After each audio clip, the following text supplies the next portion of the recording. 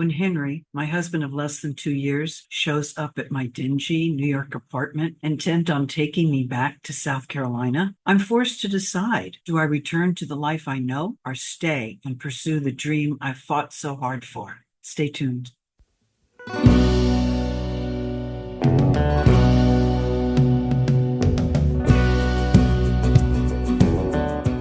Henry stands looking out the grimy window of the studio apartment. The apartment, with its shabby, tannish shag carpet, single bed, half refrigerator, and small sink. This crummy apartment that holds so much promise and possibility for me appears dull, dingy, and so much smaller and grungier with Henry in it. What color are these walls anyway? Dirty cream, puke beige, industrial tan. Sure is noisy in New York City. Henry lays it on thick with his southern drawl whenever he wants something. Don't fall for his charms. You know the deal. Yeah, it takes some getting used to, the noise. An awkward silence hangs between us like we're strangers on a first date. Henry seems uncomfortable and southern in his cowboy boots, faded jeans, and Madras plaid shirt. I'm sure I appeared out of place, battle-fatigued and confused when I first arrived, like I'd been shucking corn, shelling peas, and baking bread, which I had been. Is it obvious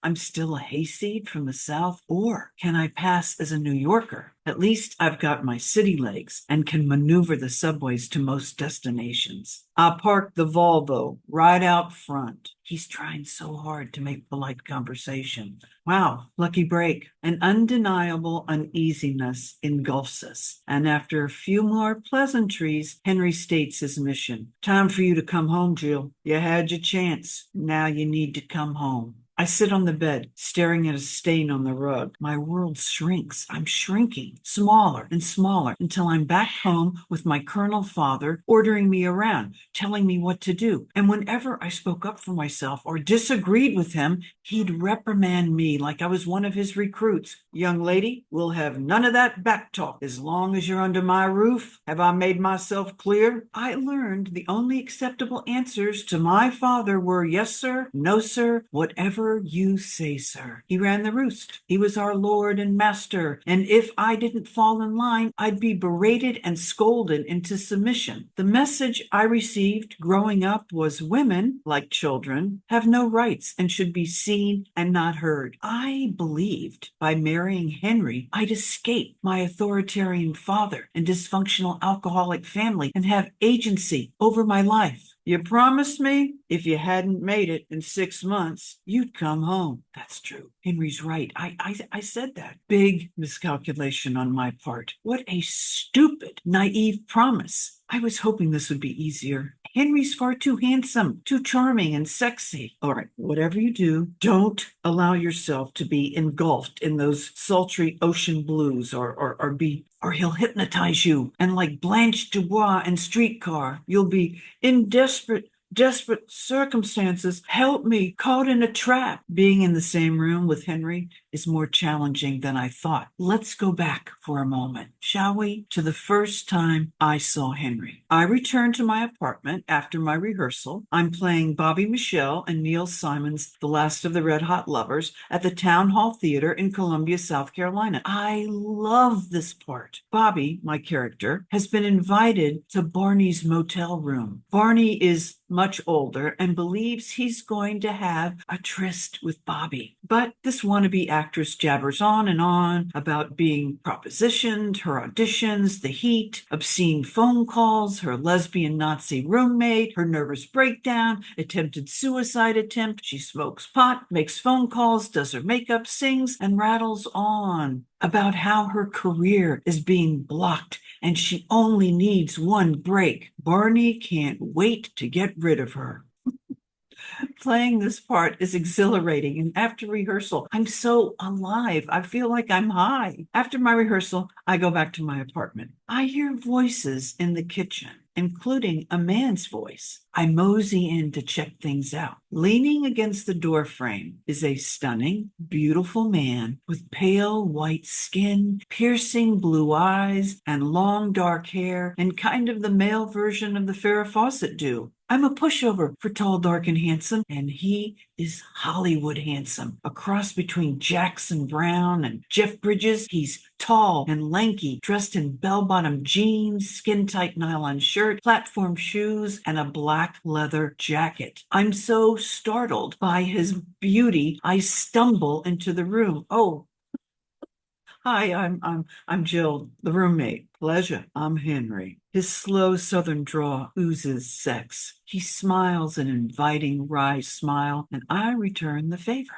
Our eyes lock. A jolt of electricity surges through me. I'm trapped in the deep blue pools of his piercing blue eyes, suspended in time, hurling through space until I'm jolted back to Earth. What just happened? Turns out my roommate invited Henry over for dinner, and since she's busy preparing their meal, Henry serenades me in the parlor. He plays his blonde Martin guitar, and when he sings, he sounds just like sweet baby James.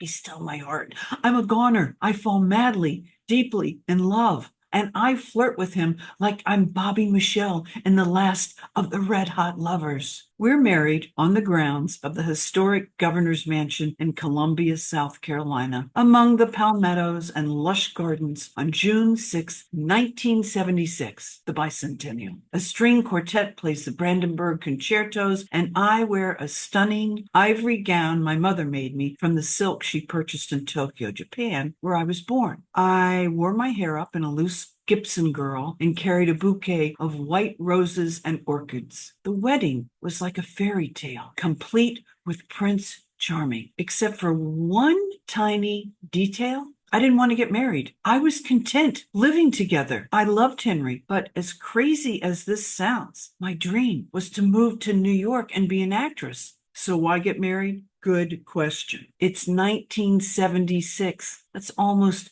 50 years ago. The women's movement is in full swing, just not in South Carolina. My father stopped speaking to me for an entire year because Henry and I were living in sin. Not hello, not goodbye, not even Merry Christmas. And Henry, he just kept begging me to marry him. I mean, guys in the South, they like to get married. What can I say? I couldn't take the pressure. I caved. I figured, well, at least I'll be out from under the patriarchal control of my authoritarian colonel father. So I said, till death do us part. I do. But with Henry standing here in this shabby New York apartment, exhausted from driving 14 hours straight to retrieve his wayward bride, in this moment, I have no connection to him. I'm detached. He's a stranger. Our marriage? A mirage. Everything is distant and far away, like I landed in a foreign country. And since you refused to come back home, I decided to come up here and bring you home. My chest tightens. I can't breathe. I'm shutting down, going numb, disappearing like a magician's assistant. Soon I'll no longer exist, like Blanche, trying to make a desperate call to an imaginary rescuer. I'm trapped.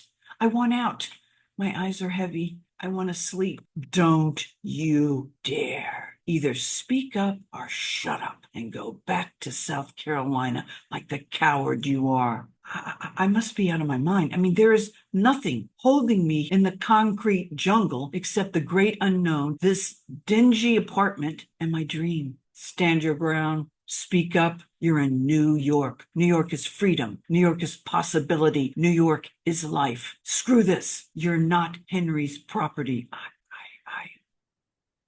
I'm not going back, Henry. I can't. Henry's eyes flicker with a note of recognition, anger, fear. He sets his jaw, studies the dingy room with the twin bed and half refrigerator. His gaze rests on his cowboy boots. What is he thinking? Is our relationship over? Do I care? Say something. Fine. He nods. Okay. Well, I mean, what's that supposed to mean? I'll go home, put our things in storage, and come back up. Wait, what? The noose around my neck loosens. Relief surges through my veins. I'm free. Well, if not, I've managed to bide myself some more time.